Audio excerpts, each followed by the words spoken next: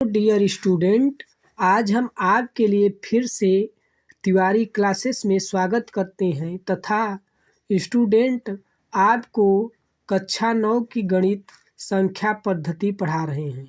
सो यहाँ पर दोस्तों देखिएगा कि हमारा पहले है धन पूर्णांक संख्या अथवा धन पूर्ण संख्या। ठीक, धन पूर्ण संख्या। तो धन पूर्ण संख्या क्या होती है? जिन संख्याओं की सहायता से वस्तुओं की क्या करते हैं, गणना करते हैं। गणना जब हम करेंगे मतलब कोई भी वस्तु है उनकी हम गणना करेंगे तो कैसे करेंगे गणना उनका? 1 2 3 4 5 6 7 8 9 10 उनका हम गणना तो ही कर रहे हैं, मतलब उनकी हम गिनती कर रहे हैं।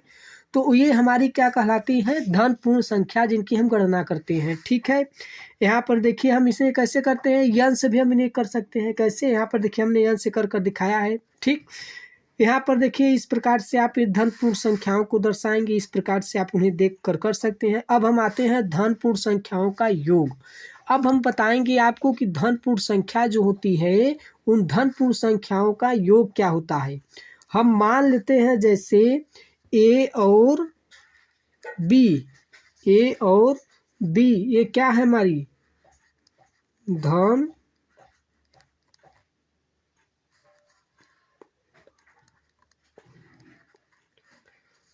पूर्णांकों हो तो, ठीक, अगर धन पूर्णांक हो तो उनका उनका योगफल क्या है? धन पूर्णांक हो तो उनका योगफल क्या है? ए प्लस बी। मतलब संख्या क्या है हमारी? धन पूर्ण है तो उनका जो योगफल है वो ए और बी है, अथवा ए प्लस बी है। गिनती के क्रम में ए को आगे हम कर दें और बी को क्या करते हैं, बी के बारे में गिने और फिर ए के आगे। ठीक, तो हम जैसे यहाँ पर अगर हम इस प्रकार से करेंगे तो देखिए ए बी सी, ठीक, ए बी सी डी ये हमारी क्या है? धन पूर्णांकों, मतलब ये हमारे होते हैं धन पूर्णांकों। मतलब धन पूर्णांक हमारी क्या है? ए बी सी डी ये हमारे क्या है? धन पूर्णांक। तो इसमें हम कर देते हैं ए बी सी डी हो तो ये संख्याएं अग्रलिखित नियमों में हैं। क्या है? ये संख्याएं हमारी अग्रनिमित नियमों में होते हैं। ठीक, अब हम इसके आगे देखते हैं। अगर देखिए यहाँ पर जैसे हम पहला यहाँ पर आई नंबर मान लेते हैं। ठीक, जैसे यहाँ पर देखिए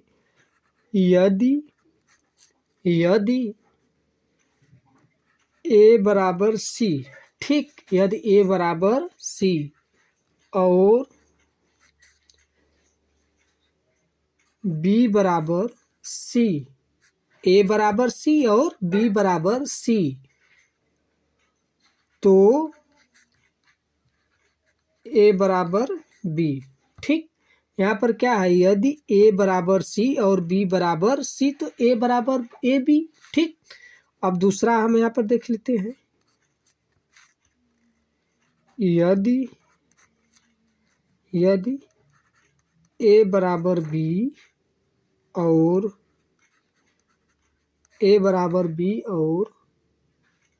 बी बराबर सी तो ए बराबर बी, बी बराबर सी। ठीक, तो यहाँ पर क्या होगा? ए बराबर सी, क्योंकि यहाँ पर बी तो हो चुका है। ठीक, अब यहाँ पर देखिए तीसरा, यदि ए बराबर बी और सी बराबर डी। ठीक, तो क्या होगा हमारा? बताइए दोस्तों, कमेंट में कीजिए। ए प्लस सी बराबर बी प्लस डी, कमेंट में बताइएगा ज़रूर, भूलिएगा मत। ये हमारा देखिए क्या हो गया? यदि ए बराबर बी और सी बराबर डी तो क्या है? ए प्लस सी बराबर बी प्लस डी। यहाँ पर देखिए हमने पहले क्या किया? यदि ए बराबर सी ठीक, ए बराबर सी और बी बराबर सी, तो ए बराबर डी कर देते हैं। ठीक, यदि ए बराबर बी और बी बराबर सी हो तो क्या होगा, ए बराबर सी। ठीक, यहाँ पर देखिए यदि ए बराबर बी और सी बराबर डी, तो यहाँ पर ए प्लस सी हो गया, यहाँ पर क्या हो गया, ए प्लस सी हो गया। और यहाँ पर देखिए हम क्या करते हैं, डी प्लस, यहाँ पर बी प्लस डी कर देते हैं। अब देखिए दोस्तों हम यहाँ पर देखते हैं समवर्क, मतलब यहाँ पर समवर्कर्क नियम क्या कहता है। समवर्कर नियम देखिए यहाँ पर, जैसे जब दो धन पूर्णांकों को जोड़ा जाता है, कह क्या रहे हैं कि जब दो धन पूर्णांकों को जोड़ा जाता है तो योगफल सदैव एक धन पूर्णांक होता है। मतलब जब हम दो धन पूर्णांकों को जोड़ेंगे, जैसे हम देखिए यहाँ पर हम आपको दिखा रहे हैं, जैसे 3 + 7। ठीक, हमने 3 + 7 को जोड़ा तो कितना हुआ, 10 हुआ ना। जैसे हम मान लेते हैं 21 प्लस, यहाँ पर 21 + 9 जोड़ देते हैं, 21 और 9 को जोड़ेंगे कितना होगा, यहाँ पर देखिए 30 होगा। तो इसी प्रकार से कह क्या रहे हैं कि जब उसे मतलब कोई भी धन पूर्णांक संख्या हो उन्हें जोड़ा जाए, तो पूर्णांक होते हैं, मतलब इनका जो पूर्णांक है वो सदैव होगा। तो सदैव मतलब जैसे हम कह सकते हैं यदि ए और क्या बी हो तो क्या हो, धन पूर्णांक, तो ए प्लस बी धन पूर्णांक होता है। ठीक, तो जैसे हम यहाँ पर देखिए, यहाँ पर कहते हैं यदि, ठीक, यदि ए कामा बी, ठीक, ए कामा बी, यहाँ पर देखिए ए कामा बी एन, तो ए प्लस बी एन। ठीक, इस प्रकार से हो जाएगा। अब हम देखिए अगला देखते हैं, यहाँ पर देखिए क्रय विनिमय का नियम। ठीक, यहाँ पर देखिए हम क्या देखते हैं, क्रय विनिमय का नियम। क्रय विनिमय का नियम कहता क्या है, यदि दो धन पूर्णांकों को, मतलब जो धन पूर्णांकों को 4 और 3 को जोड़ना हो, तो धन पूर्णांक क्या है, 4 और 3 है, तो उन्हें हम क्या करते हैं, जोड़ना है तो स्पष्ट है कि 4 में 3 जोड़ने से वही फल प्राप्त होगा। मतलब जब हम 4 में 3 जोड़ेंगे तो हमें वही क्या है, फल प्राप्त होगा। ठीक, जैसे देखिए हम यहाँ पर देखिए क्या करते हैं कि जैसे हम मान लेते हैं, जैसे 4 + 3 = 3 + 4, तो हम इन्हें क्या जोड़ेंगे तो ये हमारा योग 7 ही आएगा। अब यहाँ पर देखिए जैसे 5 + 2 2 + 5, तो हमारा जोड़ने पर कितना योग होगा, जितना इसका है उतना उसका ही होगा। मतलब इनमें और इनमें जोड़ने पर योग क्या है, समान है। तो देखिए हमने यहाँ एक ग्राफ बनाया है, यहाँ पर देखिए ये 2 से यहाँ पर शुरू किया 7 पर गया, यहाँ पर देखिए यहाँ से 5 से शुरू किया 7 पे गया। तो जैसे यही योग, ये जो आप यहाँ पर ये देख रहे हैं, यही आपका इसमें ग्राफ में दिखाए हम बताए हैं। तो देखिए यहाँ पर जैसे क्रय विनिमय के नियम से हम करते क्या है, जैसे मान लेते हैं यदि हम क्या करते हैं क्रय विनिमय के नियम से, यदि ए प्लस बी बराबर बी प्लस ए प्लस बी बराबर बी प्लस ए। ठीक, तो ये हमारा क्या है, क्रय विनिमय नियम कहते हैं। ठीक, क्या कहते हैं, क्रय विनिमय नियम। इस नियम से तो आप लोग यहाँ पर समझे गए होंगे कि जैसे हम यहाँ पर जितना भी योग जोड़ेंगे हमारा कितना होगा, 7 ही तो प्राप्त होगा। अरे भाई 4 3 7 5 2 7, तो हमारा इसका पूरा योग कितना हो रहा है, उतना ही तो हो रहा है जितना इसका है। जैसे हम यहाँ पर देखिए हम कर देते हैं, जैसे यहाँ पर देखिए 5 + 2 बराबर कितना हुआ, 7 हुआ यहाँ पर ना, जितना इसका मतलब योग क्या है, कह क्या रहा है इसमें, आप पहले ध्यान से पढ़िए फिर हमें बताइए, कमेंट में जल्दी पढ़कर बताइए क्या हो रहा है।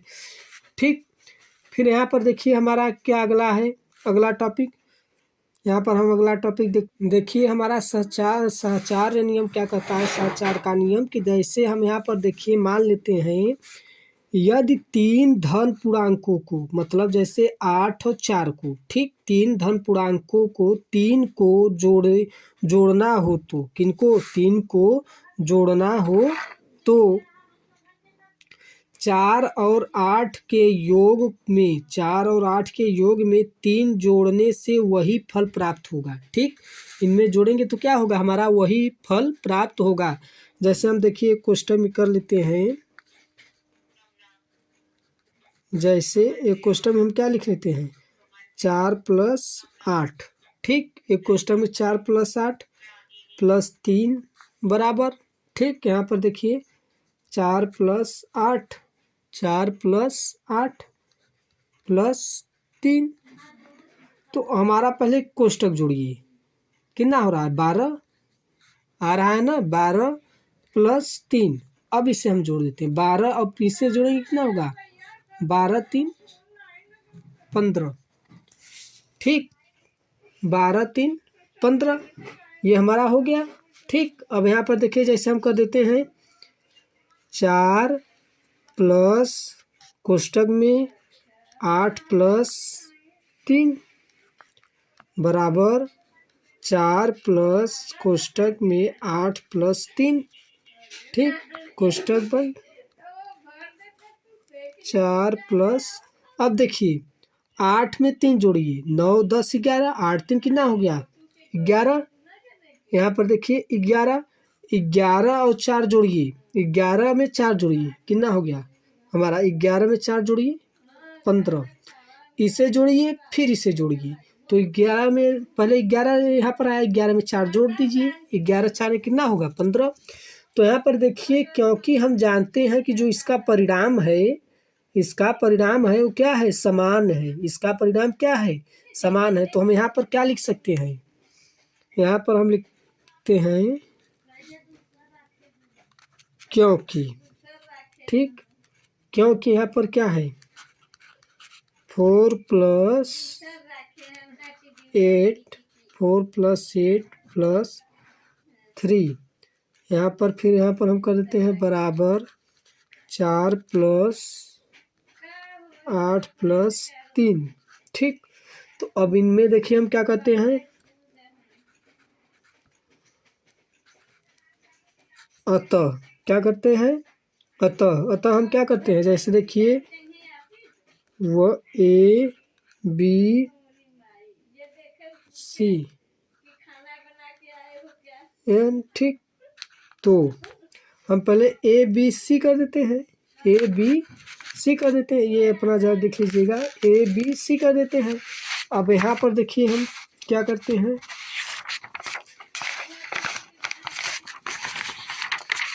यहाँ पर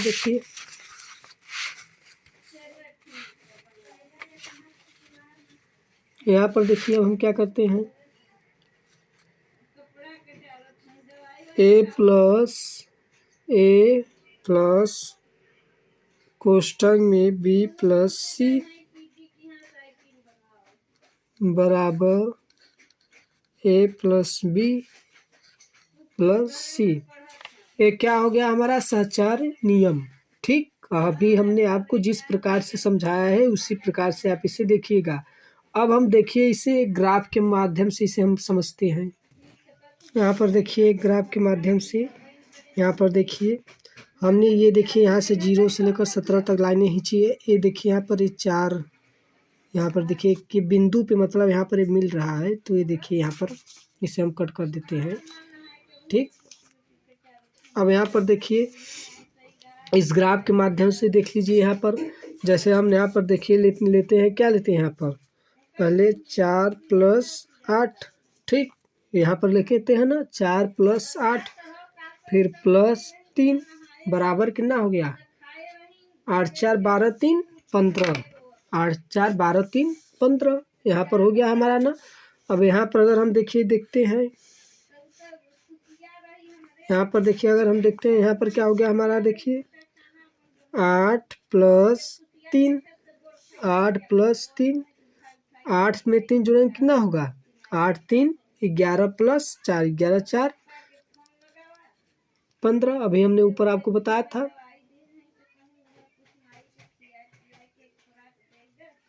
8 3 11 4 15। ठीक, अब हमारा देखिए हम अब अगला देखेंगे। देखिए हमारा वितरण नियम क्या कहता है।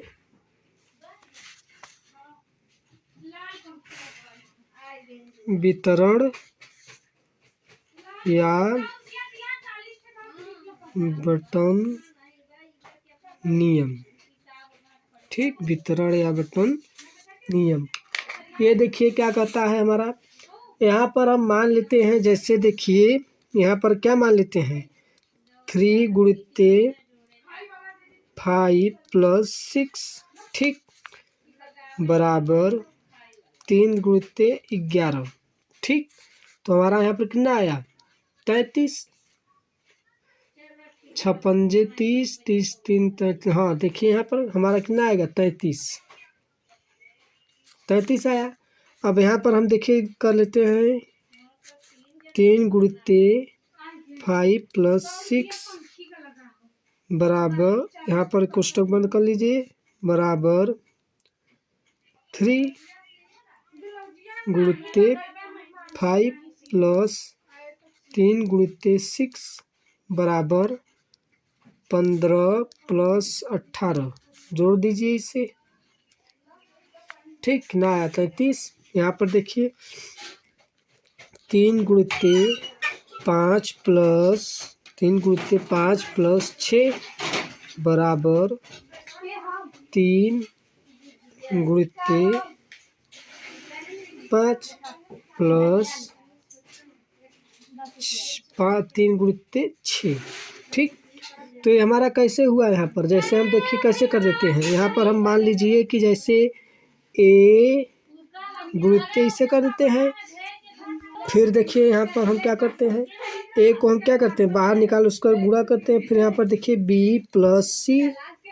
ठीक, बी + सी। यहाँ पर फिर करते हैं ए गुणित्ते बी। अब किससे करते हैं, ए से करते हैं। फिर यहाँ पर देखिए प्लस ए गुणित्ते सी। ठीक, यहाँ पर देखिए बी + सी गुणित्ते ए बराबर बी गुणित्ते ए + सी गुणित्ते यहाँ पर देखिए ए। ठीक, ये हमारा क्या होता है, वितरण नियम या बंटन नियम। ठीक, ये देखिए हमने आपको इसमें इतना चीज़ें बताया है। अभी हम आपको और आगे इम्पोर्टेंट भी क्वेश्चन बताएंगे जो आपके कक्षा 10 से रिलेटेड होगा। अभी तो हमने क्लास शुरू किया है। सो दोस्तों, अगर अच्छा लगे तो वीडियो को लाइक कीजिएगा, अपने दोस्तों तक शेयर कीजिएगा, और कमेंट बॉक्स में हमें कमेंट कर ज़रूर बताइएगा। आपका आगे का टॉपिक अभी हम फिर पढ़ाएंगे। ठीक है दोस्तों, धन्यवाद।